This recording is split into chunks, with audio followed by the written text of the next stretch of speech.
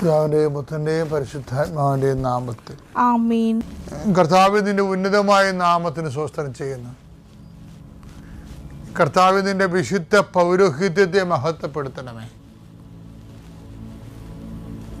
കർത്താവ് സഭയിലുള്ള സാന്നിധ്യം പ്രകടമാക്കണമേ. 39 വർഷം ഞാൻ അർപ്പിച്ച കൃപയുടെ യുഗതിയാൽ കൃപാസ്ഥാനത്താരെ ജീവനോടെ പ്രത്യക്ഷപ്പെട്ട പരിശുദ്ധയുടെ മാധ്യസ്ഥത്തിലെ ഞാൻ കുരിശ് ഉയർത്തി പ്രാർത്ഥിക്കുന്ന കർത്താവേ, വിശ്വാസത്തിൻ്റെ സേവ ഉയർത്തിക്കൊണ്ട് അങ്ങയുടെ മക്കൾക്ക് വേണ്ടി പ്രാർത്ഥിക്കുന്നു. ഇന്ന് അങ്ങയുടെ മക്കളെ ആശങ്കയോടെ കാണുന്ന ഓരോ വിഷയങ്ങളിലും കർത്താവിൻ്റെ ചൈതന്യം തുളുമ്പട്ടെ. ഇന്ന് അങ്ങയുടെ മക്കൾ യാത്ര പോകുമ്പോൾ പേടിക്കുന്ന ഓരോ വിഷയങ്ങളുടെ മേലും കർത്താവിൻ്റെ ശക്തി ഒഴുകട്ടെ എന്ന് പ്രാർത്ഥിക്കുന്നു. ആശുപത്രി പോണവരുണ്ട്, ക്രയവിക്രയങ്ങൾക്ക് പോണവരുണ്ട്, വിവാഹ കാര്യങ്ങൾക്ക് സെറ്റ് ചെയ്യാൻ പോകുന്നവരുണ്ട്, അതുപോലെ തന്നെ ഓരോരോ ബിസിനസ്സിന് പോകുന്നവരുണ്ട്. കർത്താവ് അങ്ങനെ എല്ലാ പ്രവർത്തനങ്ങളും കർത്താവിനെ നയിക്കപ്പെടാൻ വേണ്ടി ആത്മാർത്ഥമായി പ്രാർത്ഥിക്കുന്ന കർത്താവേ, എൻ്റെ കർത്താവിന് വിരുദ്ധമായ നാമത്തിൽ സഭയുടെ അധികാരത്തിൽ വീണ്ടും നീ ഇന്ന് രാത്രി വിശ്രമിക്കാൻ തിരിച്ചു വരുന്നവരെ കർത്താവിൻ്റെ ചൈതന്യം നിന്നെ ആവസിക്കട്ടെ, നിന്നെ സംരക്ഷിക്കട്ടെ. അമ്മ പരിശുദ്ധമ്മ ദേവമാതാവ് തൻ്റെ നീലമേലങ്കിയാൽ നിന്നെ പൊതിഞ്ഞ് സൂക്ഷിക്കട്ടെ. അമ്മയോട് ചേർന്ന് പ്രാർത്ഥിക്കാം. അമ്മേ പരിശുദ്ധമ്മേ, അമ്മേ പരിശുദ്ധമ്മേ, ദേവമാതാവേ, ദൈവമാതാവേ, കൃപാസനത്തിലൂടെ ഞങ്ങൾക്കും ഞങ്ങളുടെ ദേശത്തിനും അമ്മ മധ്യസ്ഥം തേടി തന്ന എല്ലാ അനുഗ്രഹങ്ങൾക്കും കൃപകൾക്കും ഞങ്ങളിപ്പോൾ ഹൃദയം നിറഞ്ഞ നന്ദി പറയുന്നു.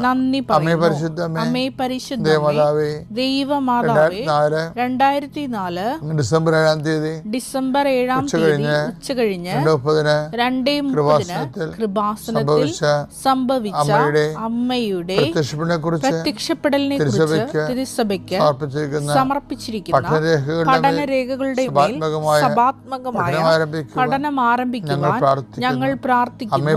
അമ്മേ പരിശുദ്ധമ്മേ, ഭൂസ്വർലോകങ്ങളുടെ രാജ്ഞിയായ അങ്ങയ്ക്ക് ഭൗമ സംരക്ഷണത്തിനായി പ്രപഞ്ച പ്രകൃതിയെ തന്നെ തിരുസഭ പ്രതിഷ്ഠിക്കുവാൻ ഈ പ്രത്യക്ഷീകരണം വഴി ഇടയാക്കണമേ.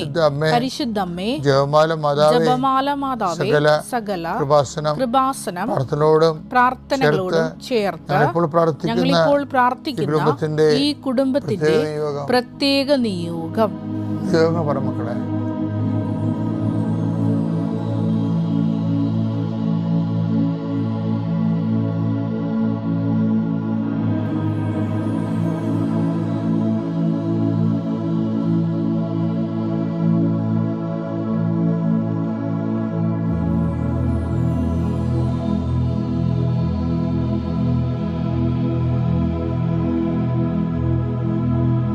അമ്മയുടെ പ്രത്യക്ഷീകരണത്തിന്റെ ഈ അനുഗ്രഹവേളയിൽ ഞങ്ങൾക്ക് സാധിച്ചു തരുവാൻ കനിയണമേ. സ്വർഗ്ഗസ്ഥനായ ഞങ്ങളുടെ പിതാവേ, അങ്ങയുടെ നാമം പൂജിതമാകണമേ. അങ്ങയുടെ രാജ്യം വരണമേ. അങ്ങയുടെ തിരുമനസ് സ്വർഗത്തിലെ പോലെ ഭൂമിയിലുമാകണമേ. അന്നു വേണ്ടുന്ന ആഹാരം ഇന്ന് ഞങ്ങൾക്ക് തരണമേ.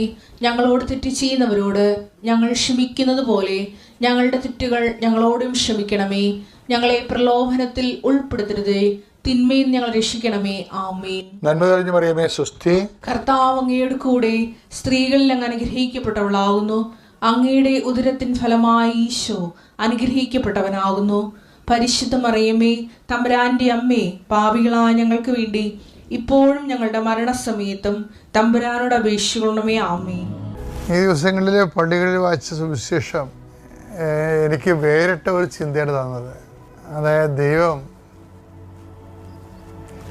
നമുക്ക് എല്ലാവർക്കും തിരിച്ചറിയൽ കാർഡുണ്ടല്ലോ. അപ്പോൾ ദൈവം തിരിച്ചറിയൽ കാർഡ് കൊണ്ട് ഉദ്ദേശിക്കുന്നത് 3 തരം തിരിച്ചറിയൽ കാർഡാണത് ഉള്ളത്. എന്നിട്ട് ഈശോ പറഞ്ഞത് ഫലത്തിൽ നിന്ന് വൃക്ഷത്തെ തിരിച്ചറിയാം. മത്തായി 12:33. ഒന്നുകിൽ വൃക്ഷം നല്ലത്, ഫലവും നല്ലത്, അല്ലെങ്കിൽ വൃക്ഷം ചീത്ത, ഫലവും ചീത്ത. ഫലവും ചീത്ത. എന്തെന്നാൽ ഫലത്തിൽ നിന്നാണ് വൃക്ഷത്തെ മനസ്സിലാക്കുന്നത്. ലൂക്ക 6:44 ഇതിന്റെ ഒരു വിശദാംശങ്ങളുണ്ട്. പറഞ്ഞ വായിച്ച ഓരോ വൃക്ഷവും ഫലം കൊണ്ട് തിരിച്ചറിയപ്പെടുന്നു. മുൾച്ചെടിയിൽ നിന്ന് അത്തിപ്പഴമോ ഞെരിഞ്ഞിലിൽ നിന്ന് മുന്തിരിപ്പഴമോ ലഭിക്കുന്നില്ലല്ലോ. ഇവിടെ ഒരു കൺഫ്യൂഷൻ വരുന്നുണ്ട്. ആൾക്കാരുടെ സ്വഭാവത്തിൽ മിക്സഡ്. ചില കാര്യത്തിൽ നല്ലതായിരിക്കും, ചില കാര്യത്തിൽ മോശമായിരിക്കും. ഇപ്പം ചില ആൾക്കാർ നമ്മൾ ഇൻട്രൊഡ്യൂസ് പറയുമ്പോൾ നമ്മൾ പറയും നല്ല പൊതുദയുള്ള ആളാണ്, വിനയമുള്ള ആളാണെന്നൊക്കെ പറയും, നമുക്ക് കൊണ്ടുനടക്കാമെന്നൊക്കെ പറയും. പക്ഷെ വേറൊരാൾ പറയും അവനെ അടുപ്പിക്കാൻ കൊള്ളാതെന്ന് പറയും. അപ്പോൾ നമ്മളിപ്പോൾ പ്രായോഗിക ജീവിതത്തിൽ എന്താ കാണുന്നത്? ഒരു വൃക്ഷത്തിൽ തന്നെ പലതരം പഴങ്ങളാണ്. വിഷപ്പഴങ്ങളും ഉണ്ട്, വിശപ്പിന് പറ്റിയ പഴങ്ങളും ഉണ്ട്. പക്ഷെ ഒരു കുഴപ്പമെന്ന് വെച്ച് കഴിഞ്ഞാൽ സുവിശേഷത്തിൻ്റെ ഒരു നിലപാടെന്ന് വെച്ചാൽ ഇങ്ങനെയുള്ള അഡ്ജസ്റ്റ്മെൻറ്റ്, പകുതി കൊള്ളാം പകുതി കൊള്ളത്തില്ല, അങ്ങനൊരു സാധനം സുവിശേഷം അഡ്മിറ്റ് ചെയ്യണില്ല. നമ്മുടെ എല്ലാവരുടെയും ഒരു തെറ്റിദ്ധാരണ ഇതാണ്. അതുകൊണ്ടാണ് നിങ്ങളുടെ സംസാരം ഒന്നെങ്കിൽ യേസ് ആയിരിക്കണം അല്ലെങ്കിൽ നോയ് ആയിരിക്കണം എന്ന് ഈശോ പറയും. മത്തായി 5:37 നിങ്ങളുടെ വാക്ക് അതെ അതെ എന്നോ യെസ് അതെ അതെ എന്നോ അല്ല അല്ല എന്നോ ആയിരിക്കട്ടെ. അല്ല എന്നോ ആയിരിക്കട്ടെ. ഇതിനപ്പുറമുള്ളത് ഇതിൻ്റെ വെളിയിലുള്ള സംഭവങ്ങൾ ദുഷ്ടനിൽ നിന്ന് വരുന്നു. ഇപ്പോൾ അതായത് പാതി നന്മയും പാതി തിന്മയും അങ്ങനെ ഒരു അഡ്ജസ്റ്റ്മെൻറ്റ് സത്യസുവിശേഷവും സത്യദൈവവും ഉൾക്കൊള്ളുന്നില്ല. വിശ്വാസ പ്രമാണം. സർവശക്തനായ പിതാവും ആകാശത്തിൻ്റെയും ഭൂമിയുടെയും സൃഷ്ടാവുമായ ദൈവത്തിൽ ഞാൻ വിശ്വസിക്കുന്നു. അവിടുത്തെ ഏകപുത്രനും ഞങ്ങളുടെ കർത്താവുമായ ഈശോ മിശിഹായിലും ഞാൻ വിശ്വസിക്കുന്നു. ഈ പുത്രൻ പരിശുദ്ധാത്മാവിനാൽ ഗർഭസ്ഥനായി കന്യകാമറിയത്തിൽ നിന്ന് പിറന്ന് പൊന്തിയോസ് പീലാത്തോസിന്റെ കാലത്ത് പീഡകൾ സഹിച്ച് കുരിശിൽ തറയ്ക്കപ്പെട്ട് മരിച്ച് അടക്കപ്പെട്ട് പാതാളങ്ങളിൽ ഇറങ്ങി മരിച്ചവരുടെ ഇടയിൽ നിന്ന് 3-ാം നാൾ ഉയർത്ത് സ്വർഗത്തിലേക്ക് എഴുന്നള്ളി സർവശക്തിയുള്ള പിതാവായ ദൈവത്തിൻ്റെ വലതുഭാഗത്തിരിക്കുന്നു. അവിടെ നിന്ന് ജീവിക്കുന്നവരെയും മരിച്ചവരെയും വിധിക്കുവാൻ വരുമെന്നും ഞാൻ വിശ്വസിക്കുന്നു. പരിശുദ്ധാത്മാവിലും ഞാൻ വിശ്വസിക്കുന്നു. വിശുദ്ധ കത്തോലിക്കാ സഭയിലും പുണ്യവാന്മാരുടെ ഐക്യത്തിലും പാപങ്ങളുടെ മോചനത്തിലും ശരീരത്തിൻ്റെ ഉയർപ്പിലും നിത്യമായ ജീവിതത്തിലും ഞാൻ വിശ്വസിക്കുന്നു. ആമേൻ. രോഗമായാലും ക്ഷീണമായാലും മറ്റു തരത്തിലുള്ള വിഷമമായാലും ഇതെല്ലാം ശരീരത്തിൽ മഹത്വപ്പെടുത്താൻ നമുക്ക് കിട്ടുന്ന ഒരു അവസരമാണിത്. അല്ല ഈശോ എനിക്ക് പനിയാണല്ലോ, ഈശോ എനിക്ക് കോവിഡാണല്ലോ, അങ്ങനെയല്ല. ഇൻ കേസ് കോവിഡ് ആണെങ്കിലും ഒമിക്രോൺ ആണെങ്കിലും വിശ്വാസിയെ സംബന്ധിച്ചിടത്തോളം ഇത് വെച്ച് എങ്ങനെ ശരീരത്തിൽ ദൈവത്തെ മഹത്വപ്പെടുത്താം എന്ന് വെച്ച് കഴിഞ്ഞാൽ അർത്ഥം എന്താണ്? ദൈവത്തിൻ്റെ കർത്താവിൻ്റെ പീഡാനുഭവങ്ങളെ നമ്മുടെ ശരീരത്തിൽ പ്രഖ്യാപിക്കാം. യേശുക്രിസ്തുവിൻ്റെ പീഡാനുഭവങ്ങൾ വരുന്ന പോരായ്മ ഞാൻ എൻ്റെ ശരീരത്തിൽ സംവഹിക്കണോ? Praise the lord. കൊളോസ്യസ് 1:24 നിങ്ങളെ പ്രതിയുള്ള പീഡകളിൽ ഞാൻ സന്തോഷിക്കുന്നു. സഭയാകുന്ന തന്റെ ശരീരത്തെ പ്രതി ക്രിസ്തുവിന് സഹിക്കേണ്ടി വന്ന പീഡകളുടെ കുറവ് എന്റെ ശരീരത്തിൽ ഞാൻ നികത്തുന്നു. Price the Lord. ഇത് പൗലോസ് അപ്പോസ്തലനെ ദൈവസ്നേഹം നിറഞ്ഞപ്പോൾ തൻ്റെ പീഡാനുഭവങ്ങളെക്കുറിച്ച് ദൈവത്തിൻ്റെ ഒരു ഉൾക്കാഴ്ച, ആ രഹസ്യം കൊടുത്തതാണത്. അദ്ദേഹത്തിന് മാത്രമാണ് ഈ രഹസ്യം കൊടുത്തത്.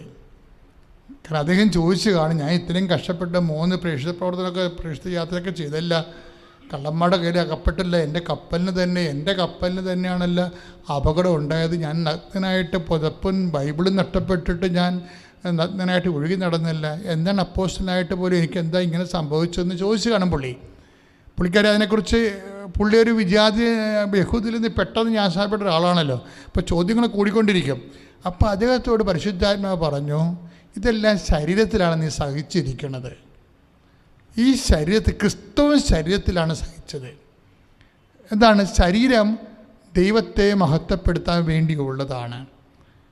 നിങ്ങൾ വിലക്ക് വാങ്ങപ്പോൾ 1 കൊരിന്ത്യർ 6:20 അനുസരിച്ചുകൊണ്ട് നിങ്ങൾ വിലക്ക് വാങ്ങപ്പെട്ടവരാണെന്ന് പറയാൻ ദൈവം എന്താ കൊടുത്തത്? ക്രിസ്തുവിൻ്റെ ശരീരമാണ് കൊടുത്തത്. അത് ആ ക്രിസ്തുവിൻ്റെ ശരീരം കൊടുത്തതെന്ന് വെച്ചാൽ ക്രിസ്തുവിൻ്റെ പങ്കപ്പാടുകൾ, പീഡാനുഭവങ്ങൾ, നമുക്ക് വേണ്ടി സഹിച്ച പീഡാനുഭവങ്ങൾ, നിത്യതയ്ക്ക് വേണ്ടി നമ്മൾ വീണ്ടെടുത്തത് കർത്താവിൻ്റെ പീഡാനുഭവങ്ങളെ കൊടുത്തിട്ടാണ്. അപ്പം അതുകൊണ്ടാണ്, അതാണ് പൗലോസ് പറയണത്, നിങ്ങൾ വിലക്ക് വാങ്ങപ്പെട്ടവരാണെന്ന് പറയണത്. ഇതുകൊണ്ട് എന്താണ് കുഴപ്പമെന്ന് വെച്ച് കഴിഞ്ഞാൽ, അല്ലെങ്കിൽ ഇതുകൊണ്ട് എന്താണ് ഗുണമെന്ന് വെച്ച് കഴിഞ്ഞാൽ, നമ്മൾ വിലക്ക് വാങ്ങപ്പെട്ടവരായത് കാരണം നിത്യത അസൈൻ ചെയ്തിട്ടുണ്ടെങ്കിൽ, ഇല്ലെങ്കിൽ പോട്ടെ, പട്ടിയെപ്പോലെ ജീവിക്കാം, ഒരു കുഴപ്പമില്ല. എത്ര പേര് അങ്ങനെ ജീവിക്കുന്നു. ഇപ്പോൾ ഹോമോസെക്സ്വാലിറ്റി ആയാലും ഇല്ലേ, ഒരു വലിയ കുഴപ്പമുണ്ട്. അവർ സഭയിൽ തന്നെ ഹോമോസെക്സിനെ അംഗീകരിക്കണമെന്ന് പറയുന്ന ആൾക്കാരുണ്ട്. ശാസ്ത്രീയമായിട്ട് STPയുടെ പ്രശ്നമൊക്കെ പറയുന്ന ആൾക്കാരുണ്ട്. STP അതിൻ്റെ അകത്ത് കൂടുതൽ ആൾക്കാരുണ്ടാവും. അവരാണ് ഹോമോസെക്സ് ടെൻഡൻസി കാണിക്കുന്നത് എന്നൊക്കെ പറയുന്നുണ്ട്. ഇങ്ങനെ എന്തെല്ലാം ശാസ്ത്രീയമാണെന്ന് പറഞ്ഞാലും കുറേ കാര്യങ്ങൾ കർത്താവിൻ്റെ വചനത്തിൽ എന്താണ് അത് മാത്രമേ നമ്മൾ ഫോളോ ചെയ്യത്തുള്ളൂ. എന്താ കാര്യം? ദൈവത്തെ അംഗീകരിക്കേണ്ടത് പോരായ്മയായി കരുതിയത് കൊണ്ട് അധമവികാരങ്ങൾക്ക് അവരെ ഏൽപ്പിച്ചു കൊടുത്തു. അതാണ് പ്രശ്നം. അപ്പോൾ വികാരങ്ങൾ പലതുണ്ടാകുകയും അങ്ങനെ പല വികാരങ്ങളും ഉണ്ടാകും മനുഷ്യന്. അതെല്ലാം മനുഷ്യൻ്റെ വികാരങ്ങളാണെന്ന് പറഞ്ഞു കഴിഞ്ഞാൽ കുഴപ്പമുണ്ടാവും, ഇല്ലേ? അമ്മ ഏതാണ്, പെങ്ങളന്മാരേതാണെന്ന് അറിയാൻ പറ്റാതെ വരും. അത് പട്ടിയും പൂച്ചയൊക്കെ അങ്ങനെയല്ലേ, അമ്മയും പെങ്ങളും അറിയത്തില്ലല്ലോ അതിനൊക്കെ. അപ്പം അതൊക്കെ സംസ്കാരത്തിൻ്റെ മുഖമുദ്രയായിട്ട് കെട്ടിയെഴുന്നള്ളിക്കേണ്ട കാര്യമില്ല. ദൈവത്തെ അംഗീകരിക്കാത്തവരും യുക്തിയെ മാത്രം അടിസ്ഥാനപ്പെടുത്തുന്നവരും അങ്ങനെ പല വേഷങ്ങളും കിട്ടുന്നത്. We are not ready to follow it and we are not liable to follow it. അത് വിശ്വാസി മനസ്സിലാക്കണം. ശ്രുതികട ഹല്ലേലൂയ, ഹല്ലേലൂയ, ഹല്ലേലൂയ, ഹല്ലേലൂയ, യേശുവേ ആരാധന, ആരാധന, ഹല്ലേലൂയ, ഹല്ലേലൂയ, ഹല്ലേലൂയ,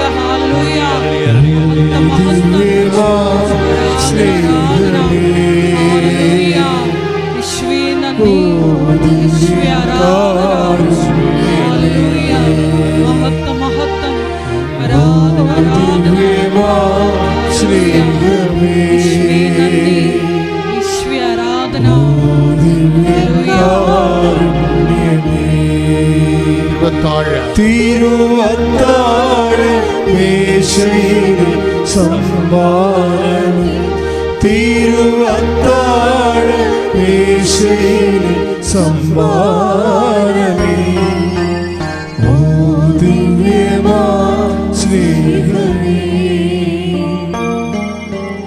ഓ ദിവ്യകാരുണ്യമേ.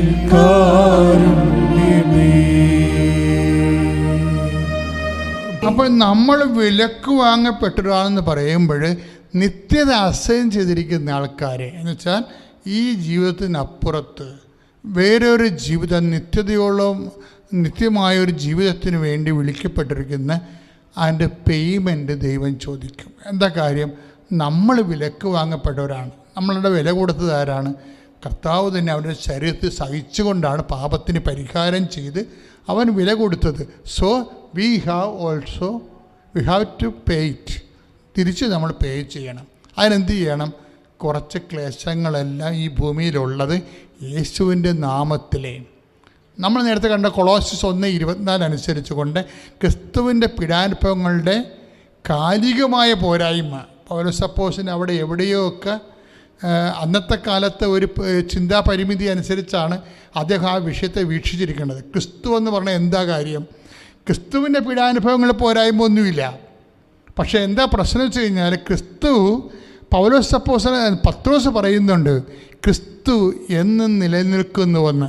ശ്രുതികട്ടെ, ശ്രുതികട്ടെ. ഹല്ലേലൂയ, ഹല്ലേലൂയ, ഹല്ലേലൂയ, ഹല്ലേലൂയ, യേശുവേ ആരാധന, ആരാധന, ഹല്ലേലൂയ, ഹല്ലേലൂയ, ഹല്ലേലൂയ, ഹല്ലേലൂയ, സ്നേഹമേ.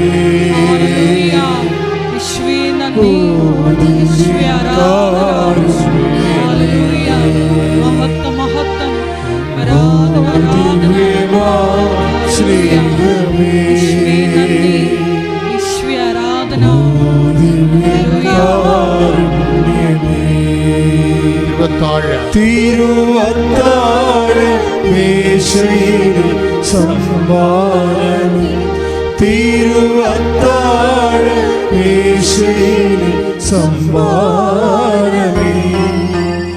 ഓ ദിവ്യമാ സ്നേഹമേ, ഓ ദിവ്യകാരുണ്യമേ.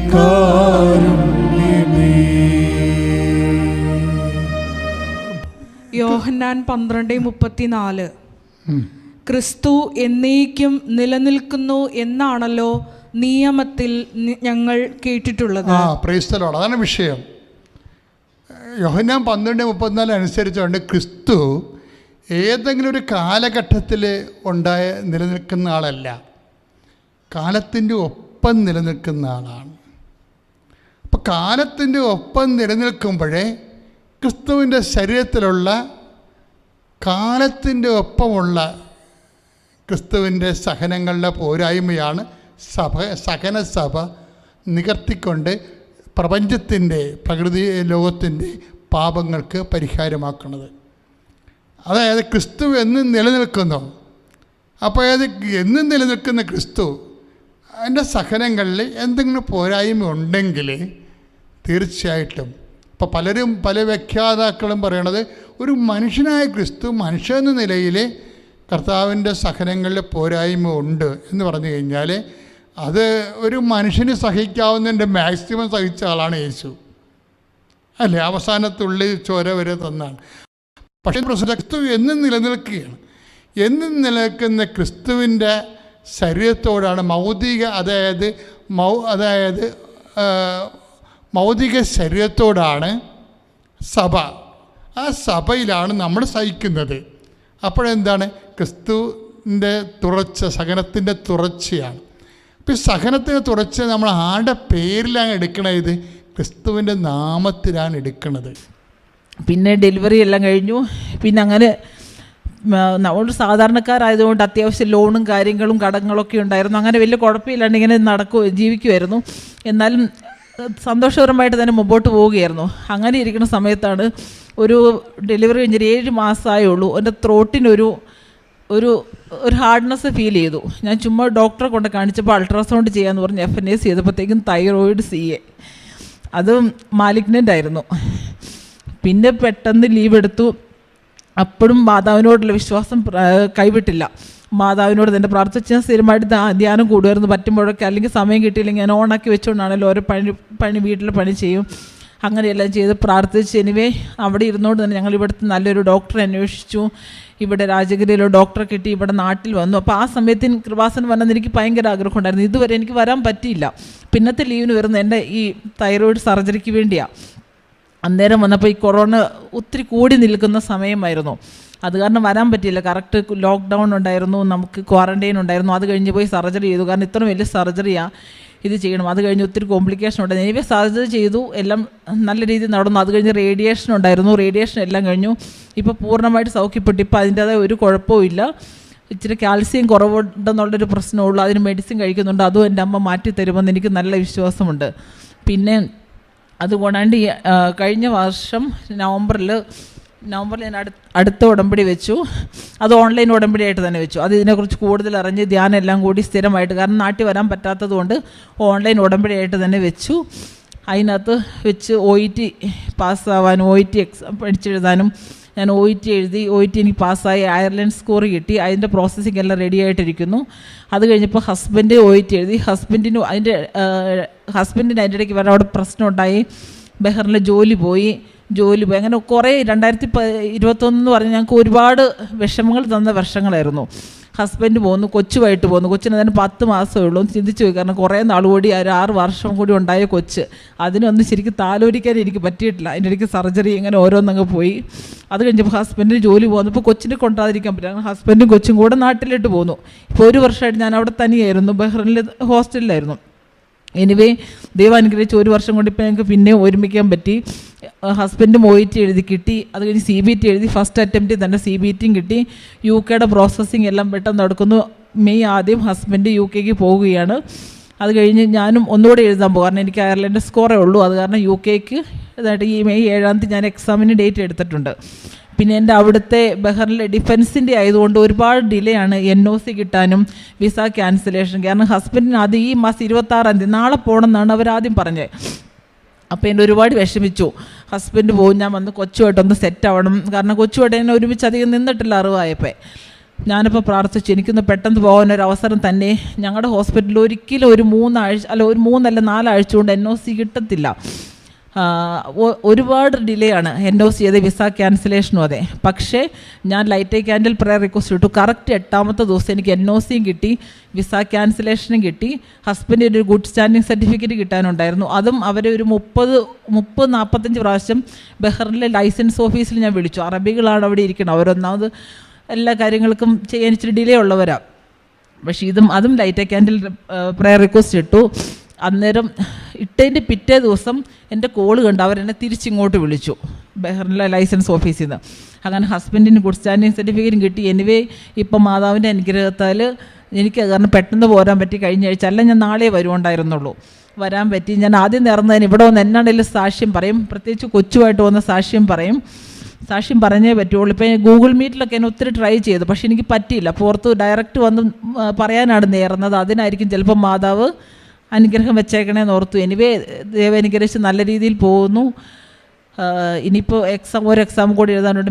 എൻ്റെ OET എക്സാമാണ്. അതിന് ഞാൻ മാതാവിന് സമർപ്പിച്ചേക്കുന്നു. ബാക്കി എല്ലാ കാര്യങ്ങളും ഇങ്ങനെ പിന്നെ ഓരോ കാര്യങ്ങളിലും ഞാൻ മാതാവിൻ്റെ ഉപ്പും ഉടമ്പടി തൈലവും കാശുരൂപം വെച്ചാണ് പ്രാർത്ഥിക്കുന്നത്. എവിടെ പോയാലും സഞ്ചാരി മാതാവും തിരുക്കുമാരനും കൂടെ ഉണ്ടെന്ന് വിശ്വസിച്ച് തന്നെയാണ് പോകുന്നത്. അത് കൂടെ ഉണ്ടാവുന്നുമുണ്ട്. അതനുസരിച്ച് മാതാവ് അനുഗ്രഹം തരുന്നുമുണ്ട്. അതിനൊരുപാട് നന്ദി പറയുന്നു. അമ്മയ്ക്കും മാതാവും തിരുക്കുമാരനും ഒരുപാട് നന്ദി. പേര് സോണിയ ജോയി. ഞാൻ പാമ്പാടി കോട്ടയത്തു നിന്ന് വരുന്നു. ഞാൻ സൗദിയിൽ നേഴ്സായിട്ട് വർക്ക് ചെയ്യുമായിരുന്നു. 2021 ഞാൻ പ്രഗ്നൻ്റ് ആവുകയും 2022 ഫെബ്രുവരി 5-ാം തീയതി എനിക്ക് ഡേറ്റ് പറയുകയും ചെയ്തു. പക്ഷേ ഡിസംബർ 23-ാം തീയതി ആയപ്പോഴേക്കും എനിക്ക് ലീക്കിംഗ് ആയി. ഡിസംബർ 26-ാം തീയതി ഞാൻ ഡെലിവറി ആയി. പ്രീ ടൈം ആയിരുന്നു കുഞ്ഞ്. ഞാൻ വർക്ക് ചെയ്ത ഹോസ്പിറ്റലിൽ തന്നെ കുഞ്ഞിനെ അഡ്മിറ്റ് ആക്കുകയും ചെയ്തു. കുഞ്ഞിന് വെയിറ്റ് കുറവായിരുന്നു, 1.5 kg ഉണ്ടായിരുന്നുള്ളൂ. അവിടെ വെച്ച് കുഞ്ഞിന് 2 ദിവസം കഴിഞ്ഞ് ഫീഡിങ് സ്റ്റാർട്ട് ചെയ്തപ്പോഴേക്കും കുഞ്ഞിൽ വോമിറ്റിങ്ങും അബ്ഡോമൻ ഡിസ്റ്റൻഷൻ ആവുകയും ചെയ്തു. അങ്ങനെ അവർ എക്സ്റേ എടുത്തപ്പോൾ കുഞ്ഞിന് കുടലിൽ ഇൻഫെക്ഷൻ ആണെന്ന് അറിഞ്ഞു. അപ്പോൾ തന്നെ അവിടുന്ന് റെഫർ ചെയ്തു വേറൊരു ഹോസ്പിറ്റലിലേക്ക് ഷിഫ്റ്റ് ചെയ്യേണ്ടി വന്നു. അങ്ങനെ അവനെ വേറൊരു ഹോസ്പിറ്റലിൽ ഷിഫ്റ്റ് ചെയ്തു. ആ സമയത്ത് ഞാൻ ഒറ്റയ്ക്കേ ഉണ്ടായിരുന്നുള്ളൂ. എനിക്കവിടെ ആരും തന്നെ ഉണ്ടായിരുന്നില്ല. എനിക്ക് എന്ത് ചെയ്യണമെന്ന് എനിക്കറിയത്തില്ലായിരുന്നു. ആരും എൻ്റെ കൂടെ ഉണ്ടായിരുന്നില്ല. എല്ലാവരും ആ സമയത്ത് എന്നോട് പ്രയർ ചെയ്യ് എന്ന് പറഞ്ഞു. കുഞ്ഞിന് അവിടെ ചെന്നപ്പോഴേക്കും ക്രിട്ടിക്കലായി. അവന് വെൻറ്റിലേറ്ററിൽ വരെ എത്തി. എനിക്ക് എന്ത് ചെയ്യണമെന്ന് അറിയത്തില്ല. എല്ലാവരും അവിടെ നിന്ന് പറയുന്നുണ്ട് കൃപാസന മാതാവിനെ പ്രയർ ചെയ്യണം. അവിടെയുള്ള പല സ്റ്റാഫും എന്നോട് പറഞ്ഞു. പക്ഷേ അപ്പോഴും എനിക്കൊരു വിശ്വാസം വന്നില്ല. പക്ഷേ എന്നെ ഹെൽപ്പ് ചെയ്യാൻ എൻ്റെ ഹോസ്പിറ്റലിൽ നിന്ന് തന്നെ എനിക്കൊരു കൂട്ടുകാരിയെ അയച്ചു. അവളുടെ പേര് ക്രിസ്റ്റൽ. അവൾ എൻ്റെ അടുത്ത് വന്നു. എന്നോട് പറഞ്ഞു, ചേച്ചി പേടിക്കല്ല്, ചേച്ചി പ്രയർ ചെയ്യുക, ചേച്ചി കൃപാസന മാതാവിൻ്റെ വീഡിയോകൾ എനിക്ക് അവൾ യൂട്യൂബിൽ കാണിച്ചു തന്നു. എനിക്ക് അപ്പോഴും ഒരു വിശ്വാസം വരുന്നില്ല. ഞാൻ എന്ത് ചെയ്യണമെന്ന് അറിയുന്നില്ല. അവൾ എന്നെ കൊണ്ട് തന്നെ കൃപാസന മാതാവിൻ്റെ പ്രയർ അവിടെ നിന്ന് യൂട്യൂബിൽ പല സാക്ഷ്യങ്ങളും എന്നെ കാണിച്ചു തന്നു. എനിക്ക് പത്രം തന്നു. എന്നോട് പ്രയർ ചെയ്യാൻ ആവശ്യപ്പെട്ടു. ഞാൻ അങ്ങനെ പ്രയർ ചെയ്തു. എൻ്റെ വീട്ടിൽ വിളിച്ചു പറഞ്ഞു, അമ്മ ഇപ്പം തന്നെ എനിക്ക് വേണ്ടി, എൻ്റെ കുഞ്ഞിന് വേണ്ടി കൃപാസനത്തിൽ പോയി ഉടമ്പടി എടുക്കണമെന്ന്. അങ്ങനെ ജനുവരി 6-ാം തീയതി അവർ വന്ന് കൃപാസന മാതാവിൻ്റെ അടുത്ത് വന്ന് ഉടമ്പടി എടുത്തു.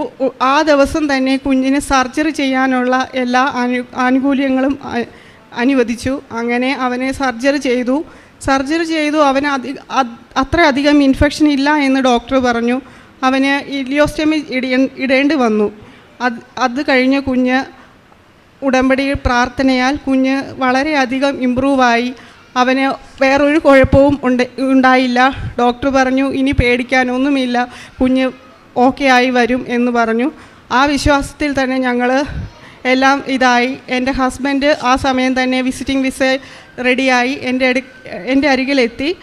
ഞങ്ങൾ രണ്ടുപേരും കുഞ്ഞിനായി പ്രാർത്ഥിക്കുകയും 1 മാസത്തോളം ഞങ്ങൾ അവിടെ നിൽക്കുകയും ചെയ്തു. അതിനുശേഷം ഇലിയോസ്റ്റമി ക്ലോസ് ചെയ്ത് നാട്ടിൽ കൊണ്ടുവരണമെന്നായിരുന്നു എൻ്റെ ആഗ്രഹം.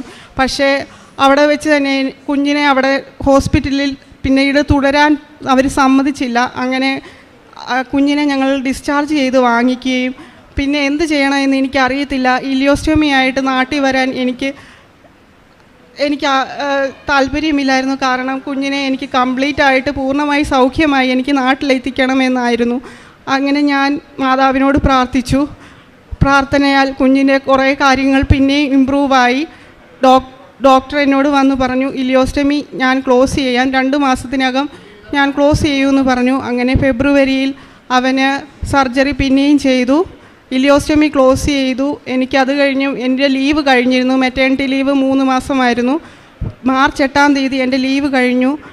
എന്നിട്ടും എൻ്റെ ഹോസ്പിറ്റലുള്ളവർ എനിക്ക് ലീവ് സാങ്ഷൻ ചെയ്തു തന്നു. അങ്ങനെ ഏപ്രിൽ 3-ാം തീയതി ഞാൻ നാട്ടിലെത്തി കുഞ്ഞുമായിട്ട്. ഇപ്പോൾ കുഞ്ഞിന് ഒരു കുഴപ്പവുമില്ല, അവൻ സുഖമായിട്ടിരിക്കുന്നു.